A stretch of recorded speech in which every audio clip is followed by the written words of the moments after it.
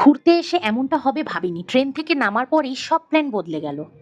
So hello everyone, welcome back to my channel real life dot real smile. অনেক excitement নিয়ে আমরা ট্রেনে করে পৌঁছালাম। সবাই খুব খুশি ছিলাম নিউ প্লেস এক্সপ্লোর করব বলে। কিন্তু ট্রেন থেকে নামার পরেই বুঝতে পারলাম পুক্কুর শরীরটা খুব একটা ভালো নেই। তাই আজকের দিনটা শুরু হলো আমাদের একদম অন্যরকম ভাবে। তারপর আমরা ট্রেন থেকে নেমে নিজেরা সবাই একটু ব্রেকফাস্ট করে নিলাম আর পুকুকেও একটু কিছু খাইয়ে দিলাম। তখনও আমি বুঝতে পারছিলাম যে ওর শরীরটা খুব একটা ভালো নেই। তাই জন্য মনটা আমারও একটু খারাপ ছিল।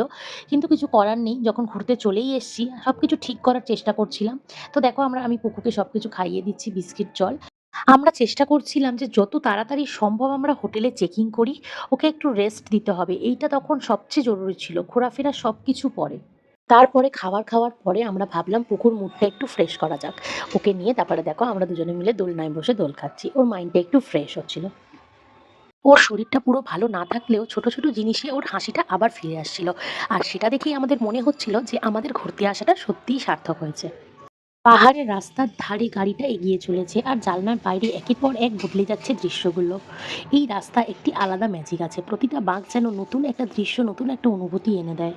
মনে হচ্ছিল গন্তব্যে পৌঁছানোর থেকে এই পথটাই বেশি সুন্দর, কারণ পাহাড় শুধু পৌঁছানো না, পাহাড়ে যাওয়ার এই পথটাই আসল অনুভূতি।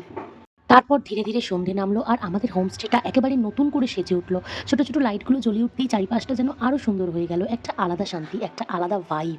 আমরা তখন পুকুকে নিয়ে একটু মজা করে খেলছিলাম। ওর হাসির আওয়াজে পুরো জায়গাটা যেন আরো প্রাণবন্ত হয়ে উঠেছিল। সেই ছোট ছোট মুহূর্তগুলোই আসলে সবচেয়ে স্পেশাল।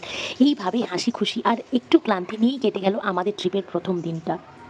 তো আজকে এইটুকুই। সবাই ভালো থাকবেন, সুস্থ থাকবেন। দেখা হচ্ছে পরের ভিডিওতে।